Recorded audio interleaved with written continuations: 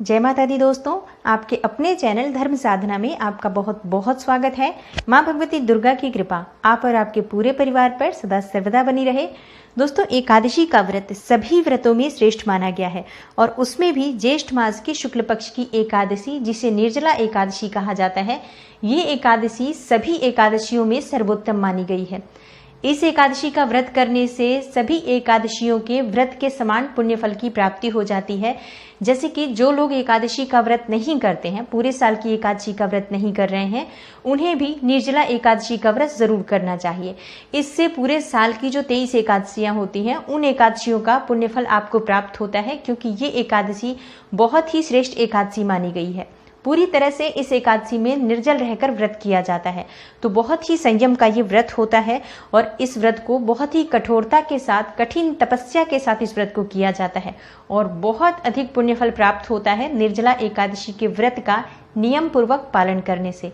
तो आज की वीडियो में दोस्तों मैं आपसे बात करने वाली हूँ साल 2021 में ज्येष्ठ मास की निर्जला एकादशी कब है, व्रत का पारण हमें कब करना है, तिथि कब प्रारंभ हो रही है, कब समाप्त हो रही है, ये व्रत हमें किस तरह से करना चाहिए, व्रत की विधि क्या है, किस तरह से हम भगवान श्री हरि की आराधना करें, पूजा करें, जिससे कि इस व्रत का जो नियम है उसका पालन हम कर पाएं और ये व्रत हमसे अच्छी तरह से निर्वाह हो सके।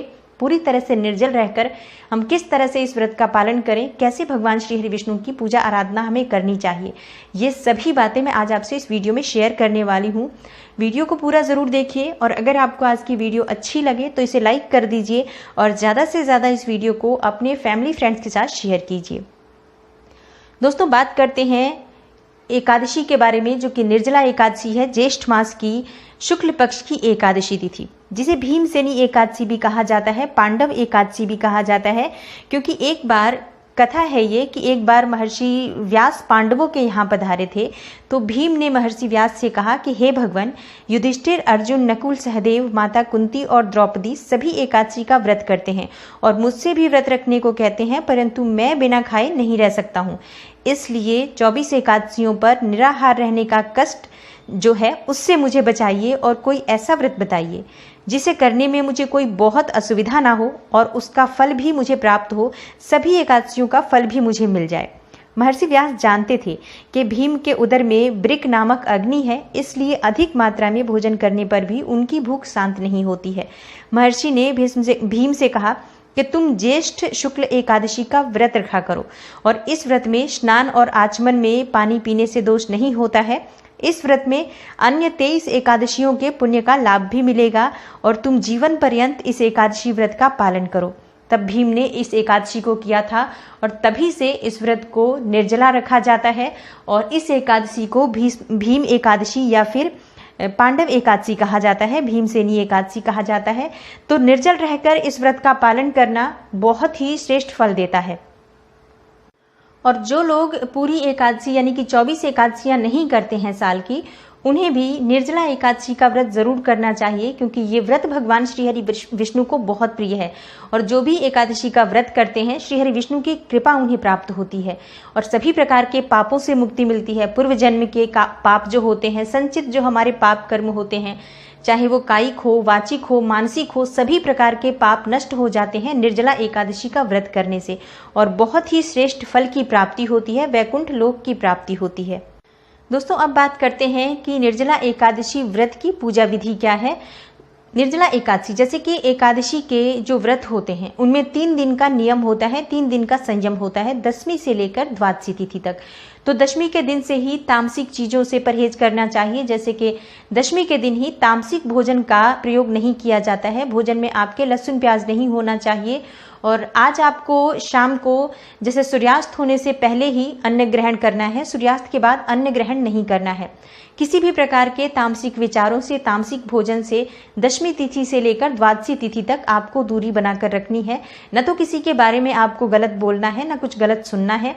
ये आपके व्रत के नियम में ही शामिल होता है कि हम किसी भी प्रकार से किसी की निंदा नहीं करनी, किसी की चुगली नहीं करनी है, किसी के भी बारे में अपशब्द नहीं बोलना है।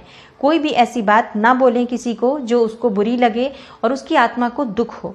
तो इस बात का हमें ध्यान रखना होता है और शाम के समय जैसे कि अन्न आप पहले ले लीजिए सूर्यास्त होने से पहले, और अगर रात में आपको कुछ खाने का मन है तो आप फल खा सकते हैं, जूस या दूध वगैरह ले सकते हैं। तो इस तरह से हमें एकादशी के नियम दशमी से ही पालन करने होते हैं। दशमी को पूर्ण रूप से आप ब्रह्मचर्य का पालन करें। भूमि पर शयन करने का विधान है हमारे शास्त्रों में, तो संभव हो तो भूमि पर शयन करें, नहीं तो अपना बिस्तर साफ हो इस बात का ध्यान रखें, शुद्धता का ध्यान रखें।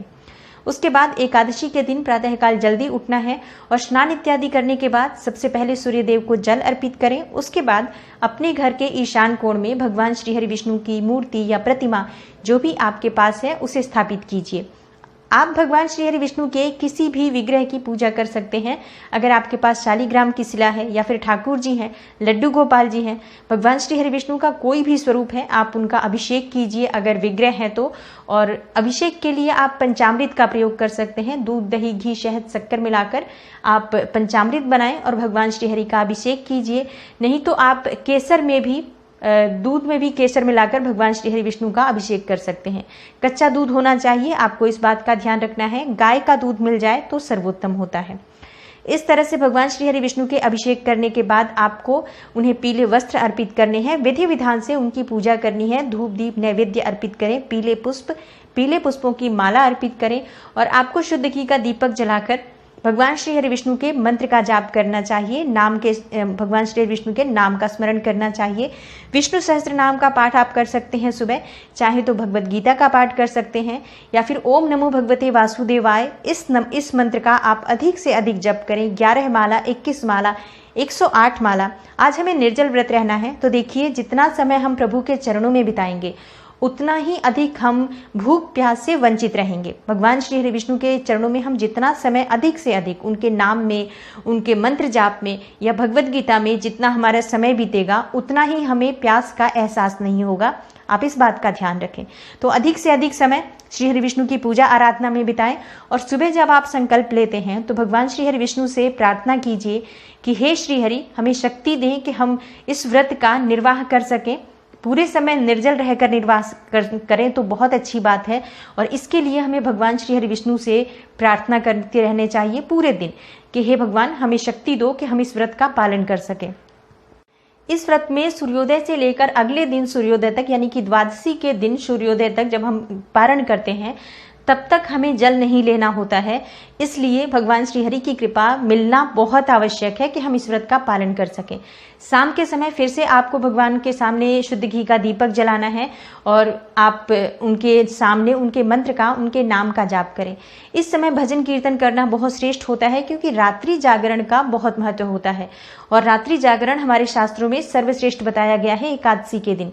तो अगर आप रात में जागरण करते हैं बहुत अच्छी बात है, क्योंकि रात में आप भगवान श्री हरि विष्णु के सामने एक दीपक कर्म साक्षी जलाइए जो कि आप अलग से जलाएं और एक दीपक आपको अखंड जलाना है। उसके दीपक को आप धातु का भी रख सकते हैं, पीतल हो या फिर आपके पास कोई भी दूसरी धातु का दीपक हो या फिर आप मिट्टी का दीपक ले सकते हैं। रेगुलर जो हम बत्ती डालते हैं रुई की, वही बत्ती डालनी है आपको। शुद्ध घी डालना है और 2-3 धागे केसर के अगर उपलब्ध हो तो डाल दीजिए, नहीं तो कोई बात नहीं, सिर्फ आपको शुद्ध घी का दीपक जलाना है। और भगवान श्री हरि विष्णु के नाम पे ये दीपदान होता है। आप एक पात्र रख दीजिए नीचे और उसके ऊपर आप ये दीपक स्थापित कर दीजिए, या फिर आपके पास पीले पुष्प हों तो पीले पुष्पों को तोड़कर और बिछा दीजिए उस दीपक के नीचे और इस तरह से उस दीपक को स्थापित कर दीजिए। चावल का प्रयोग आज नहीं होता है एकादशी के दिन, इसलिए दीपक के नीचे भी आपको चावल नहीं रखना है और आप इस तरह से दीपक को स्थापित कीजिए कि पूरी रात वो जलता रहे, इतना घी उसमें होना चाहिए। ये श्री हरि विष्णु के नाम से दीपदान होता है। हर एकादशी पर करने से सभी प्रकार के पाप नष्ट हो जाते हैं। सभी प्रकार के जो हमारे कायिक, वाचिक, मानसिक पाप होते हैं वो सभी पाप नष्ट हो जाते हैं हर एकादशी पर, अगर आप अखंड दीपक श्री हरि विष्णु के नाम पर जलाते हैं तो एक दीपक आपको कर्म साक्षी अलग से ही जलाना होगा। इस बात को आपको ध्यान रखना है। आरती करने के लिए आप कपूर जलाकर कपूर से आरती करेंगे जब श्री हरि विष्णु की आरती करते हैं। तो इस तरह से हमें पूजा करनी है एकादशी के दिन। रात्रि जागरण जितना समय कर सकते हैं करिए और उसके बाद आप सुबह उठें, स्नान इत्यादि करने के बाद भगवान श्री हरि विष्णु की पूजा करें। उसके बाद आपको पारण करना है। तो पारण के लिए आप पहले किसी ज़रूरतमंद को या किसी ब्राह्मण को भोजन कराएं, उसके बाद आपको भोजन करना चाहिए। अगर उस समय कोई ब्राह्मण उपलब्ध ना हो जिसे आप भोजन करा पाएं, तो आपको चाहिए कि आप दान की सामग्री, यानी कि एक व्यक्ति के लिए कम से कम खाने की सामग्री आप निकाल दीजिए। कच्ची सामग्री जैसे कि आटा, दाल, सब्जियां, फल, ये सभी चीज़ें आप निकाल दीजिए। वस्त्र दान करना चाहते हैं या फिर आप जो भी चीज़ें दान करना चाहते हैं, क्योंकि अधिक से अधिक दान का महत्व है एकादशी में, और निर्जला एकादशी में तो बहुत अधिक दान का महत्व होता है। आज के दिन हमें किन चीज़ों का दान करना चाहिए मैं आपको आगे बताती हूँ। तो आप दान की सामग्री निकालने के बाद पारण के शुभ मुहूर्त में पारण कर सकते हैं। दोस्तों, आप जानते हैं कि साल 2021 में निर्जला एकादशी का व्रत हमें कब करना है। निर्जला एकादशी की तिथि प्रारंभ हो रही है 20 जून 2021 को शाम 4:21 पर, और तिथि समाप्त हो रही है 21 जून की दोपहर 1:31 पर। तो निर्जला एकादशी का व्रत हमें रखना है 21 जून, दिन सोमवार होगा, और पारण का शुभ मुहूर्त है 22 जून मंगलवार का दिन है, प्रातःकाल 5:24 से प्रातः 8:12 तक। तो इस शुभ मुहूर्त में हमें पारण करना है और व्रत हमें बहुत ही नियम के साथ करना है। आज हमें कुछ चीज़ों का दान जरूर करना चाहिए, जैसे जल से भरे हुए पात्र का दान करना बहुत श्रेष्ठ माना गया है। मीठे जल का दान करना, शरबत का दान करना बहुत श्रेष्ठ माना गया है।